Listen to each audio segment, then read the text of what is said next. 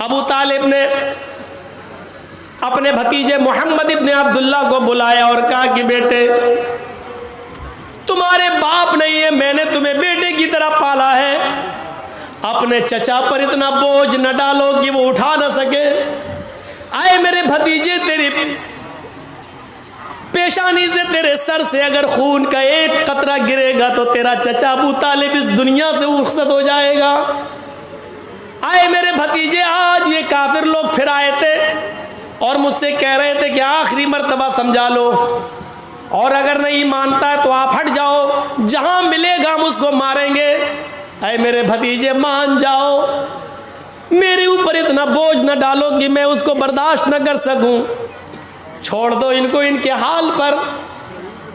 आपके साथ उस वक्त कोई नहीं था अबू बकर के अलावा और आपकी बीवी खदीजा के अलावा। जरा तसव्वुर कीजिए कि उस वक्त अबू तालिब ने क्या जो ये जुमला जब कहा तो अल्लाह के नबी की जबान से जो जुमला निकला उसको सुनो, जो आपकी बहादुरी पर दलालत करता है। आए चचा जान, आज के बाद मैं आपके ऊपर बोझ नहीं बनूंगा। आप अपने आप को मुझसे अलग करना चाहते हैं तो कर लीजिए, लेकिन आप ये चाहते हैं कि मैं उस दावत को देना छोड़ दूं जो अल्लाह ने मेरे ऊपर फर्ज की है, जिसको पहुंचाना मुझ पर मेरी जिम्मेदारी है। रही इनकी बात, ये कहते हैं कि जहां मिलेगा तो मारेंगे, तो सुनिए मेरे चचा जान, उस जात की कसम जिसके कब्जे में मेरी जान है, ये काफिरीन मक्का 9 करोड़ 30 लाख मील की बुलंदी पर जाएं और सूरज को तोड़ कर लाएं और मेरे दाहिने हाथ पर लाकर रख दें, और 1,02,40,000 मील की ऊंचाई पर जाएं और चांद को तोड़ कर लाएं और मेरे बाएं हाथ पर लाकर रख दें। कसम है उस जात की जिसके कब्जे में मेरी जान है, ये काफिरों के लिए सूरज का उखाड़ लाना और चांद का तोड़ लाना आसान है, ये ऐसा कर सकते हैं, लेकिन मेरे लिए ये आसान नहीं है कि मैं दीन की दावत छोड़ दूं। मैं इसके बावजूद दावत देता रहूंगा। आगे आपकी मर्जी, आप मेरी मदद करें या न करें, अल्लाह हमारा हामी और नासिर है। ये कहकर अल्लाह के नबी सल्लल्लाहु अलैहि वसल्लम रो दिए और आपकी आंखों में आंसू आ गए। जब अबू तालिब ने ये जुमले सुने, अपने भतीजे की हिम्मत सुनी और ये जुमले सुने और अपने भतीजे मोहम्मद रसूलुल्लाह की आंखों में आंसू देके तो फौरन सीने से लगाया और फरमाया कि मेरे बेटे, वो बेटा ही कहते थे, अरे मेरे बेटे, जाओ, तुम अल्लाह के दीन की तरफ बुलाते हो, तौहीद की दावत देते हो, देते रहो, जब तक तुम्हारा चचा अबू तालिब जिंदा है, देखता हूं किसकी माँ ने किसको कितना दूध पिलाया है जो तेरी तरफ नजर उठाकर भी देख सके। मैं हत्तल वुसाअत, इस्तिताअत के मुताबिक तेरी मदद करता रहूंगा। आए मेरे भतीजे, जा, मैं तेरी आंख में आंसू नहीं देख सकता। आए मेरे बेटे, तुम जाओ और दावत तौहीद दो। आपके ये जुमले, ये सूरज ले आए, चांद तोड़ लाएं, दाएं बाएं हाथ पर रख दें, फिर भी मैं नहीं मानूंगा। आपकी बहादुरी की तरफ इशारा करता है। ये बहादुरी थी, पराक्रमी वो बड़ा बहादुर होगा। एक मर्तबा अल्लाह के नबी बाजार का सफर कर रहे हैं, रास्ते में एक मुकाबला हो रहा है, कुश्ती का दंगल। हम लोगों के यहाँ पर भी होते हैं ना दंगल, कुश्ती लड़ी जाती है, दंगल हो रहा है। दंगल का बड़ा शौक था उस जमाने में, देखने लगे दंगल।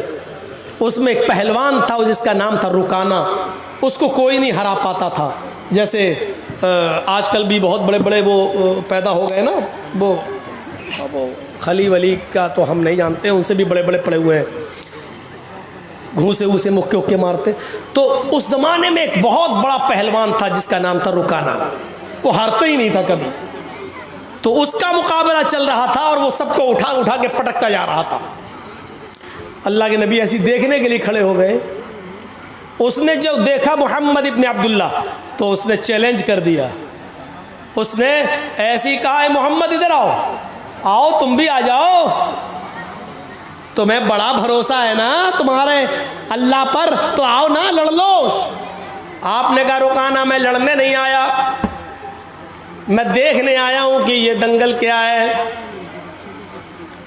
उसने मुस्कुराते हुए सब लोगों के सामने चीख कर कहा, आए मोहम्मद, अगर तुम मुझे उठाकर पटक दो, अगर तुम मुझे हरा दो तो मैं इस्लाम कबूल कर लूँगा। जब कहा कि आ जाओ लड़ लो, तो आपने कहा नहीं, मैं लड़ने नहीं आया। जब ये कहा कि अगर तुम मुझे शिकस्त दे दोगे, मुझे हरा दोगे, तो मैं इस्लाम कबूल कर लूँगा, तो आप चले गए। इस्लाम का मामला आया तो आप चले गए। चलो, तेरे जैसे पहलवान की ज़रूरत भी है दीन को। आप आगे बढ़ गए। ये कितनी बड़ी बहादुरी थी। और कोई मौलाना जर्जीस के सामने खड़े होकर कह दे कि तुम खली के मुकाबले में आ जाओ, तो मैं तो जाऊंगा ही नहीं। कोई मुकाबला है? अल्लाह के रसूल चले गए, हाथ मिलाया, शुरू हो गया मामला। देखो रुकाना, अपनी बात से पलटना नहीं। अरे जबान होती है मर्द की, दे दी। वो सोच रहा था कि ये तो दुबला पतला आदमी, एक झटके में गिरा दूंगा। उसको क्या मालूम कि जहाँ ये जाता है रब की रहमत भी इसके साथ जाती है, रब की मदद भी इसके साथ जाती है। आपने हाथ मिलाया और कुश्ती शुरू। आपने दुआ पढ़ी, बिस्मिल्लाहि तवक्कलतु अलल्लाह रब्बी व रब्बुकल्लाह। ज़ादुल मआद में पढ़ी, अल्लामा इब्न क़य्यिम ने यही नकल किया। ये दुआ है। शुरू करता हूँ अल्लाह के नाम से और उसी पर मुझे भरोसा है। रब्बी व रब्बुकल्लाह, जो मेरा और तेरा दोनों का रब है।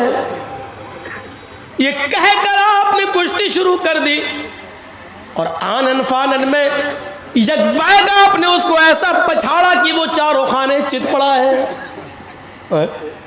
दंग रह गए लोग। हैं पतला दुबला इंसान, इतने बड़े पहलवान को।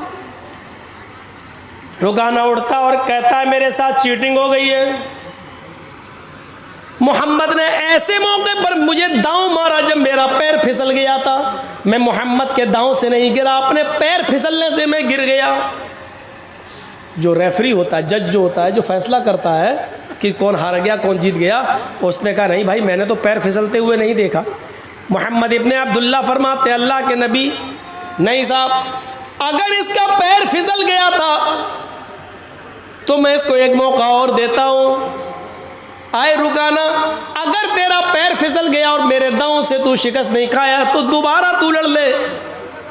बहादुर हो तो ऐसा, इतने बड़े पहलवान से कह रहा है कि तू दोबारा लड़ ले। उसने दोबारा लड़ना शुरू किया और आपने आनन फानन एकदम उसको फिर शिकस्त दे दी, उसको गिरा दिया। फैसला होता है कि मोहम्मद इब्ने अब्दुल्ला जीत गए। रुकाना से कहा गया, अरे रुकाना, अपनी हार शिकस्त तस्लीम करते हो? उसने कहा हाँ, हार तस्लीम करता हूँ, लेकिन हकीकत ये कि मैं हारा नहीं हूँ। कहा फिर क्या बात है? कहा मैं कहूँगा तो तुम गलत मानोगे। मोहम्मद इब्ने अब्दुल्ला ने मुझे ऐसे मौके पर दांव मारा कि मेरी आँख छपक गई थी और अचानक मुझे कुछ दिख नहीं रहा था। जैसी मेरी आँख छिपकी और इन्होंने मुझे जो है दांव मार दिया और मैं देख नहीं पाया। वैसे आपकी मर्जी। जज ने कहा नहीं, ये कुश्ती तो मोहम्मद इब्ने अब्दुल्ला जीत गए, लेकिन अल्लाह के नबी सल्लल्लाहु अलैहि वसल्लम ने फरमाया, आए रुकाना, अगर तेरी आँख छपक गई थी और मेरा दांव उस वक्त तेरे ऊपर चला तो ठीक है, इस कुश्ती को भी रिजेक्ट कर देते हैं, तू तीसरी बार लड़ ले। तीसरी बार भी हम कुश्ती लड़ लेते हैं, लेकिन ये हमारी और तुम्हारे दरमियान आखिरी होगी। इसके बाद आंख तुम्हारी छपके या मेरी, पैर तुम्हारा फिसले या मेरा, इसको आखिरी माना जाएगा और यही हार जीत का फैसला होगा। कहा ठीक है। तीसरी बार भी कुश्ती हुई और आनन फानन अल्लाह के नबी ने ज्यादा वक्त नहीं लगाया और रुकाना को उठाकर पटक दिया। रुकाना भरेआम मजमे में तस्लीम करता, अब मैं हार गया हूँ। एवार्ड के मुस्तहिक मोहम्मद इब्ने अब्दुल्ला हैं। एवार्ड लाया जा रहा है। उस जमाने में जो ट्रॉफी दी जाती थी जीतने वाले को, चैंपियन की, डिस्ट्रिक्ट चैंपियन की, वो ट्रॉफी बड़ी अहमियत रखती थी। वो ट्रॉफी मोहम्मद इब्ने अब्दुल्ला को दी जा रही है, लीजिए। अल्लाह के नबी फरमाते हैं, आए रुकाना, तुमने लोगों के दरमियान ये वादा किया था कि अगर तुम मुझे उठाकर पटक दोगे तो मैं इस्लाम कबूल कर लूंगा, मुझे इस ट्रॉफी की जरूरत नहीं है। भरे मजमे में तुम कलमा पढ़ो, अशहदु अल्ला इलाहा इल्लल्लाह व अशहदु अन्ना मुहम्मदन अब्दुहु व रसूलुहु। ऐ रुकाना, तुम्हारा कलमा पढ़ लेना ही मेरे लिए सबसे बड़ा अवार्ड होगा। रुकाना मुस्कुराकर कहता है, हाय मोहम्मद, ट्रॉफी उठा और चलता बन। तूने मुझे इतना बड़ा सच्चा कैसे समझ लिया था? अरे मैं तो अब तक धोखे ही से जीतता आया और आज भी धोखे से जीतना चाहता था, लेकिन आपके आगे मेरी चली नहीं है। मैं पहली मर्तबा आपने मुझे उठाकर शिकस्त दी पटका और मैंने कहा मेरा पैर फिसल गया था। कसम है मुझे अपने लातो मनात की, मेरा पैर नहीं फिसला था, मैं तो झूठ बोला था। आए मोहम्मद इब्ने अब्दुल्ला, दूसरी मर्तबा मेरी आंख झपकी नहीं थी, वो भी झूठ था। और मैं जानता था कि आप तीसरी बार लड़ेंगे, लेकिन तीसरी बार मेरे पास कोई बहाना नहीं, क्योंकि आपने पहले ही कह दिया था कि हार और जीत की आखिरी शक्ल होगी। मैं तो हमेशा झूठ बोलता आया। आए मोहम्मद, ट्रॉफी ले और चल, आज मेरी चैंपियन का अवार्ड तूने ले लिया है, ले जाओ, अगली साल फिर देखेंगे। फिर ट्रॉफी मोहम्मद इब्ने अब्दुल्ला को दी गई। अल्लाह के रसूल ने उस ट्रॉफी को अपने हाथ में लिया और जैसे उस ट्रॉफी को अपने हाथ में लिया, फरमाया लोगों रुक जाओ, मैं लड़ने नहीं आया था, कुश्ती लड़ने का मेरा कोई इरादा नहीं था। यह अलग बात है कि मैंने रुकाना को शिकस्त दी, अब जीता हुआ मैं माना जा रहा हूं, लेकिन लोगों में लड़ने नहीं आया था। रुकाना तो माहिर है लड़ने में, रुकाना ही को अवार्ड मिलता। अगर मैं न लड़ता तो आज रुकाना ही अवार्ड लेके जाता। जब मेरी लड़ने की नीयत ही नहीं थी तो मैं अवार्ड क्यों लूं? इस अवार्ड का असली हकदार रुकाना है, मैं नहीं हूं। आए रुकाना, तुम इस्लाम नहीं लाते हो मत लाओ, तुम दीन कबूल नहीं करते हो मत करो, लेकिन यह अवार्ड मैं नहीं लूंगा, क्योंकि मेरी लड़ने की नीयत नहीं थी और मैं नहीं लड़ता तो यकीनन यह अवार्ड तुम ही जीतते। अब यह अवार्ड मैं तुम्हें दे रहा हूं। जैसे अल्लाह के नबी उसके करीब गए और उसके हाथों में अवार्ड दिया, लो।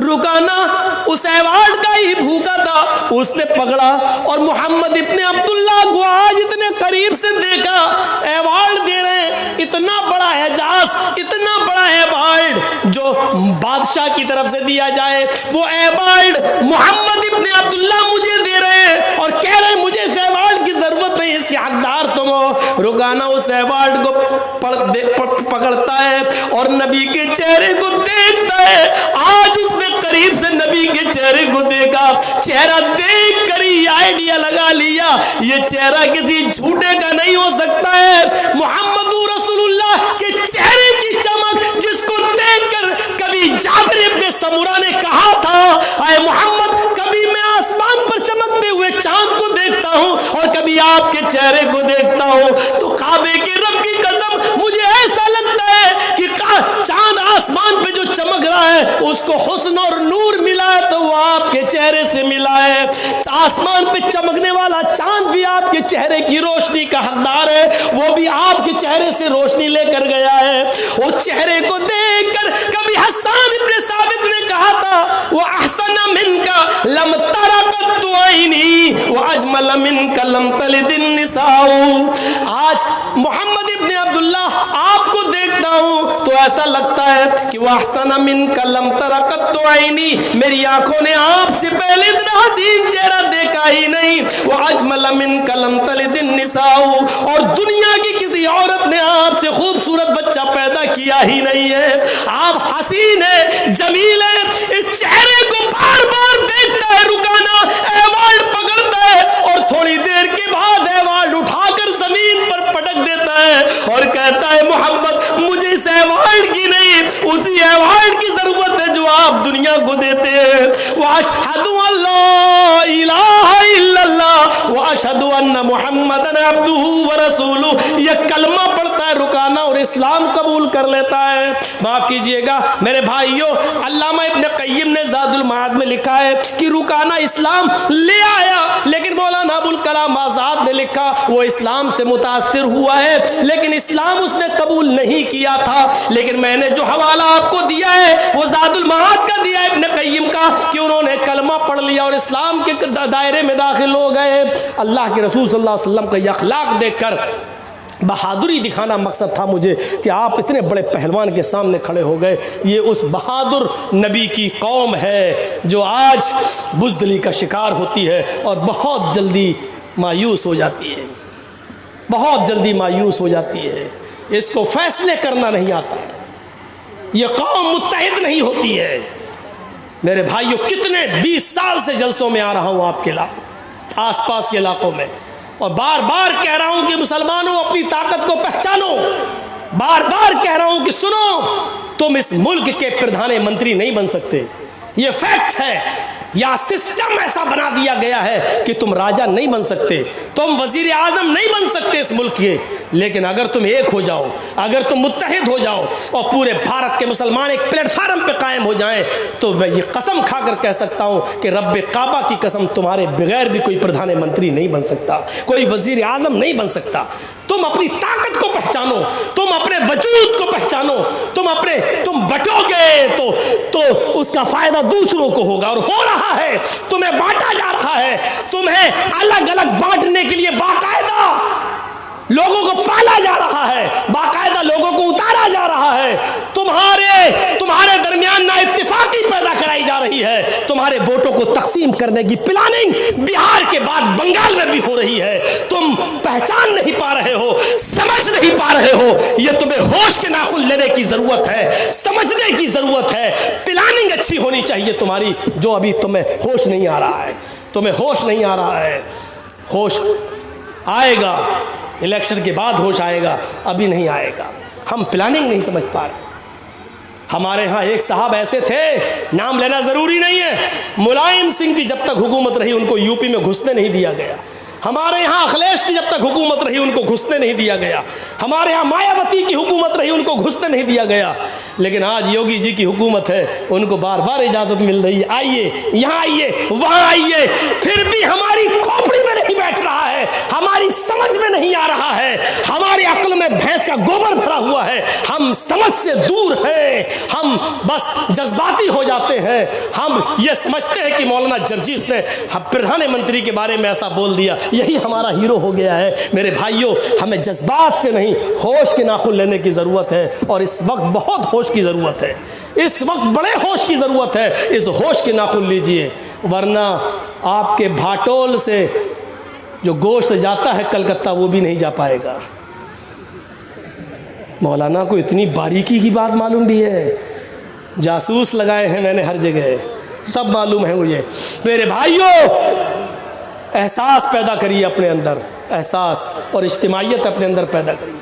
कितने जलसों में मैंने कहा है कि बड़े नुकसान से बचने के लिए छोटा नुकसान कर दो अपना।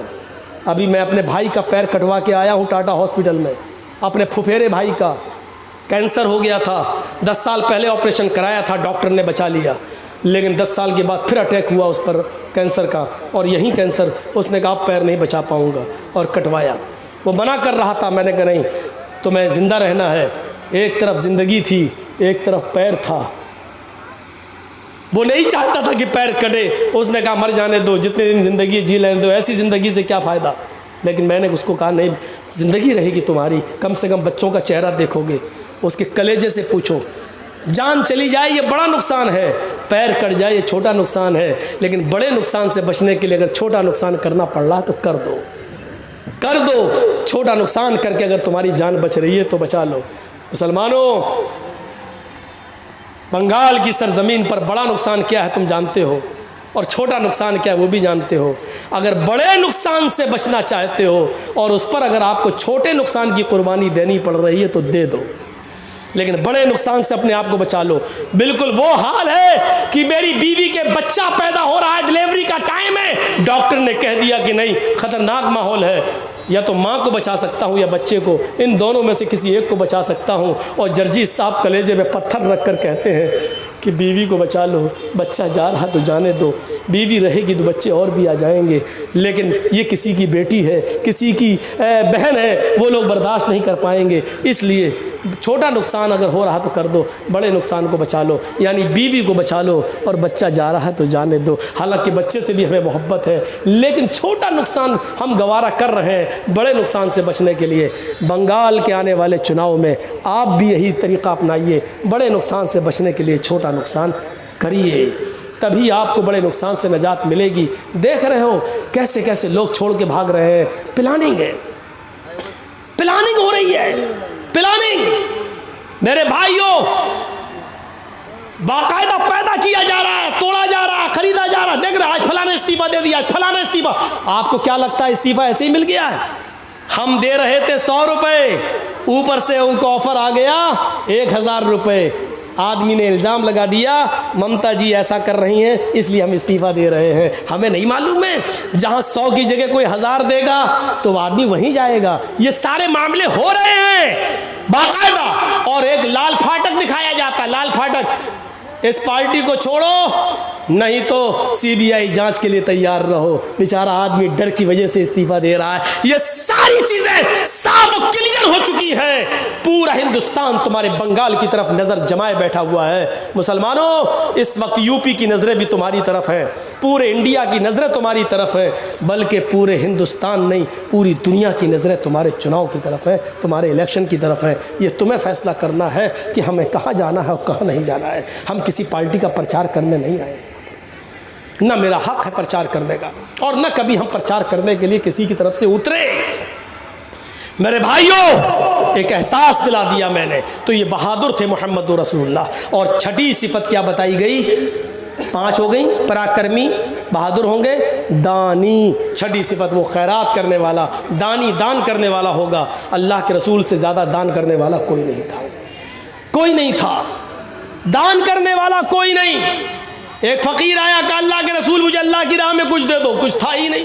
आपने कहा अभी तो नहीं है। कहने लगा मैं क्या करूं? आपने कहा बैठ जाओ, कहीं से आएगा तो दे दूंगा। बैठ गए। थोड़ी देर में दूसरा आ गया, देने तो आया नहीं, मांगने आ गया, अल्लाह के नाम पे मुझे भी कुछ दे दो। आपने कहा तू भी बैठ जा। थोड़ी देर में तीसरा आ गया, अल्लाह के रसूल मुझे भी अल्लाह के नाम पे है कुछ नहीं। आपने कहा अच्छा तू भी बैठ जा।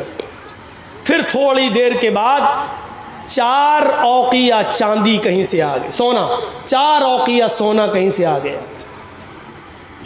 तो अल्लाह के रसूल सल्लल्लाहु अलैहि वसल्लम ने एक एक औकिया तीनों को दे दिया, जाओ।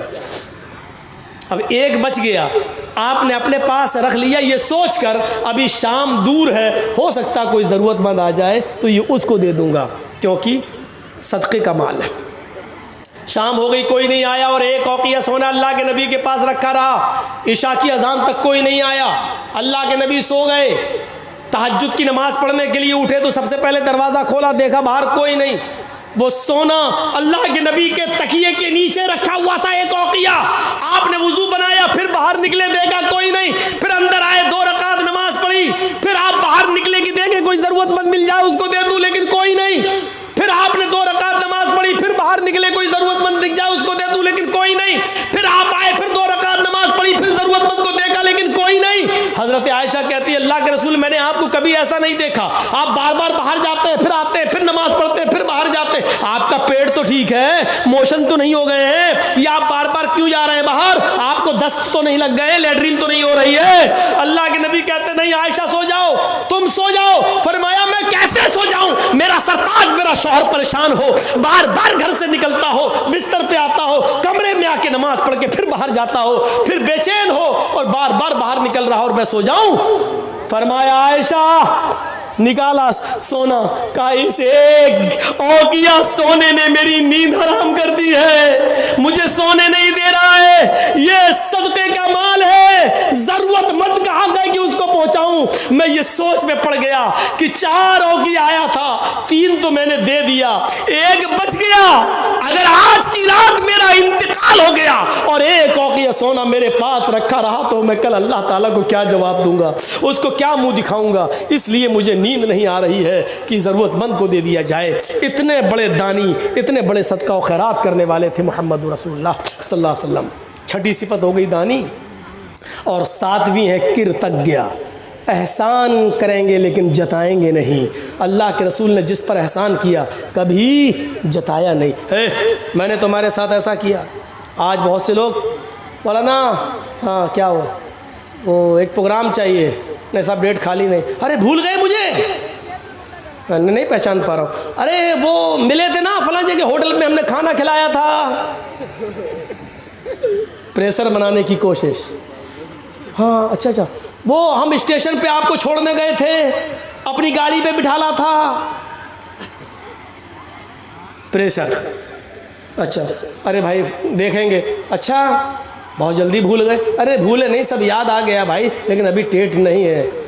अरे बड़े अजीब आदमी हो यार। एहसान करेगा लेकिन जताएगा नहीं। अल्लाह के रसूल सल्लल्लाहु अलैहि वसल्लम ने कभी एहसान करके जताया नहीं। वो अब्दुल्ला इब्ने उबई इब्ने सलूल जिसने अम्मा आयशा को गाली दी और जिसने अल्लाह जिना का इल्जाम लगाया, जिसने अल्लाह के रसूल को जलील कहा, जब ये मर गया तो इसका बेटा आया, कहता अल्लाह के रसूल मेरे बाप ने जो किया किया, मैं जानता हूं कि मेरा बाप जहन्नमी है, लेकिन आज मर गया, मैं उसका बेटा हूं। क्या चाहते हो? आपके जिस्म पर जो चादर है, ये कमीज, ये चादर आप दे दीजिए। क्या करोगे? अपने बाप के कफन की जगह पर ये चादर डाल दूंगा। शायद जब तक आपका लिबास मेरे बाप के जिस्म पर रहेगा, अल्लाह ताला शायद उसके अजाब में कुछ कमी कर दे कब्र के अंदर। अल्लाह के नबी उठे और आपने वो चादर दे दी। हज़रत उमर ने वो चादर पकड़ ली। आए अल्लाह के नबी, जिसने अम्मी आयशा को तोहमत लगाई हो और आपको पूरी ज़िंदगी गाली देता रहा हो, आप उसको चादर दे रहे हैं। अल्लाह के नबी के आंखों में आंसू, और क्या कहते हैं, आए उमर, जो चादर मैंने उसके बेटे को दे दी है, तुम उसको छीनने का हक नहीं रखते हो। अगर मेरे चादर के पहनने से, मेरे चादर के पहना देने से अगर अल्लाह इसके बाप के अजाब में कमी कर दे तो मेरा क्या बिगड़ जाएगा, मेरा क्या नुकसान हो जाएगा? पहना लेने दो। अब्दुल्ला इब्ने उबई का बेटा अपने बाप को अल्लाह के रसूल की चादर उड़ा देता है और इसी हाल में कब्रिस्तान की तरफ लेके जाता है। किसी ने कहा, जब तेरे बाप को नबी चादर दे सकते हैं तो तेरे बाप की जनाजे की नमाज क्यों नहीं पढ़ा सकते? कहा अल्लाह के रसूल, एक एहसान और कर दीजिए, मेरा बाप तो मर गया है, आप अगर मेरे बाप की जनाजे की नमाज पढ़ा देंगे तो आपका क्या बिगड़ जाएगा? हाय अल्लाह के रसूल, शायद आपकी ज़बान से निकलने वाले दुआया कलमात से अल्लाह मेरे बाप को बख्श दे। अल्लाह के नबी आगे बढ़ जाते हैं। उमर फारूक पीछे से दामन खींचते हैं, उमर फारूक पीछे से दामन खींचते हैं। हाय अल्लाह के नबी, मैं इसका जनाजा नहीं पढ़ाने दूंगा जो आपको और आपकी बीवी को गाली देता था। अल्लाह के नबी ने फरमाया, उमर पीछे से मेरे दामन को छोड़ो, अगर मेरी जनाजे की नमाज पढ़ा देने से अल्लाह ताला इसको बख्श दे या इसकी मगफिरत फरमा दे या इसके बाप के गुनाह माफ कर दे तो मेरा क्या बिगड़ जाएगा?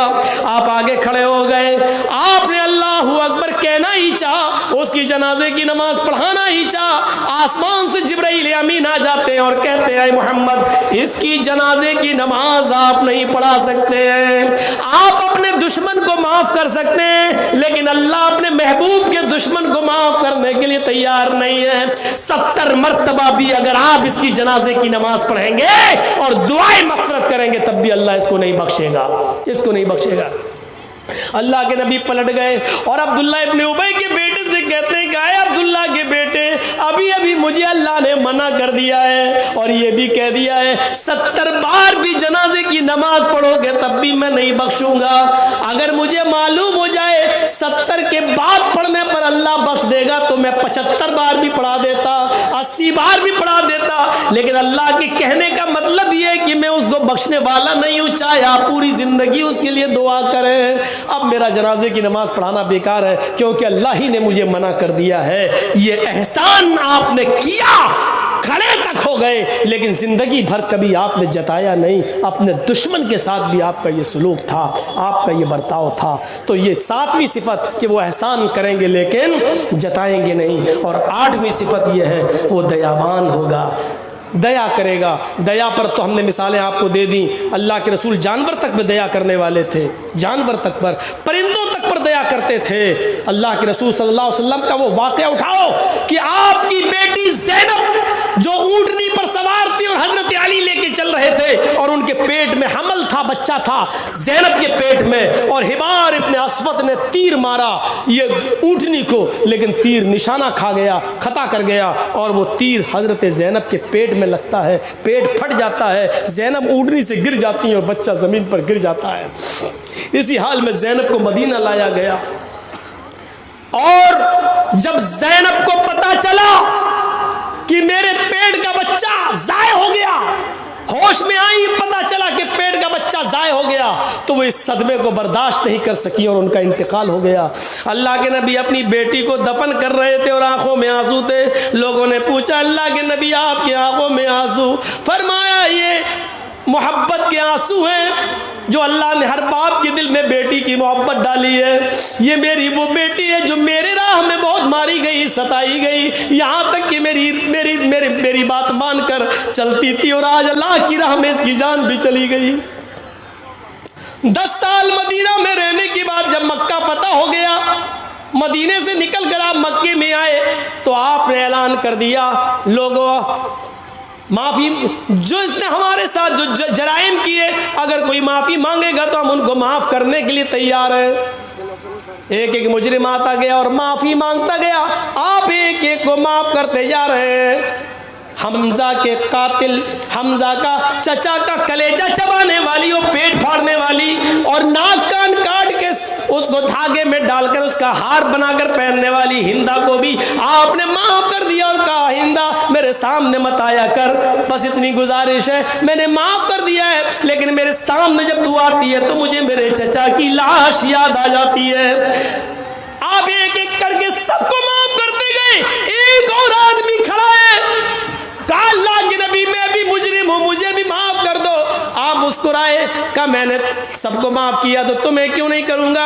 हाँ लेकिन तुम्हारा जुर्म क्या है? उसने कहा मेरा जुर्म ना सुने तो अच्छा है, ऐसे ही माफ कर दीजिए। फरमाया नहीं नहीं, सबने अपने अपने जुर्म बताए और हमने माजी के वो जुर्मों को याद किया जो तुमने हम लोगों के साथ किया, अब तुम भी अपना जुर्म बताओ।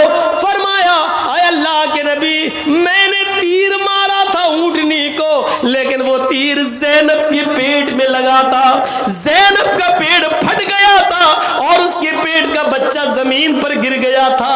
हाय अल्लाह के नबी आपकी बेटी ज़ैनब को इसी हाल में मदीना ले जाया गया। आपने कहा तुम हिबार इब्ने अस्वद हो? उसने कहा। आप बैठे थे, खड़े हो गए और आंसुओं का समंदर आंखों से बहने लगा। फरमाया हिबार आए मेरी बेटी के कातिल, आज तू मेरी आंखों के सामने आ गया है। आए हिबार मक्के की 13 साला जिंदगी और मदीने की 10 साला जिंदगी, 23 साल की जिंदगी में मुझे जितना सताया गया है, अगर वो तकलीफें तराजू के एक तरफ रख दी जाएं और जिस दिन मेरी बेटी ने मेरे हाथों में, मेरी बाहों में उसने अपनी आखिरी सांस ली और उसका फटा हुआ पेट जब मैंने देखा तो आए ही बार उसे एक दिन की तकलीफ अगर तराजू के दूसरी तरफ रख दी जाए और तराजू उठाई जाए तो कसम है उस जात की जिसके कब्जे में मेरी जान है, आए ही बार 23 साल की तराजू का पल्ला उठ जाएगा और एक दिन की वो तकलीफ का पल्ला भारी होगा।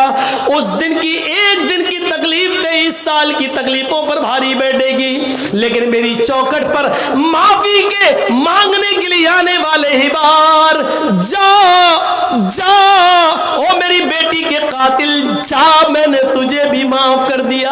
हिबार जा, मैंने तेरा खून भी बख्श दिया। आपने अपनी बेटी ज़ैनब के कातिल को भी माफ कर दिया और ये उस वक्त की बात है जब हुकूमत आपके हाथ में थी, पावर आपके हाथ में था। आप चाहते तो 1 मिनट में उसको कत्ल कर सकते थे और कोई रोक भी नहीं सकता था, क्योंकि अब पावर अल्लाह के नबी के हाथ में, लेकिन पावर आने के बाद माफ कर देना बड़ा कमाल है। ये दयावान थे, रहम करने वाले थे, जो मैंने शुरू में कहा था कि अगर रहम निकाल दिया जाए तो देश बिगाड़ के रास्ते पे आ जाता है। अल्लाह के रसूल तो बनाने आए थे दुनिया को, तो बिगाड़ के रास्ते पे कैसे ला सकते थे? इसलिए आपने अपनी बेटी के कातिल तक को माफ कर दिया। 1:05 2 घंटे से ज़्यादा हो चुका है मेरे भाइयों। बस आखिर में मैं आपसे यही कहूँगा कि जितना भी सुना है उस पर अमल करिए। अल्लाह ताला हमें जब तक ज़िंदा रखे इस्लाम पे ज़िंदा रखे, और जब हमारा ख़ात्मा हो तो ईमान पर हमारा ख़ात्मा फरमाए। वमा अलैना इल्लल बलागुल मुबीन।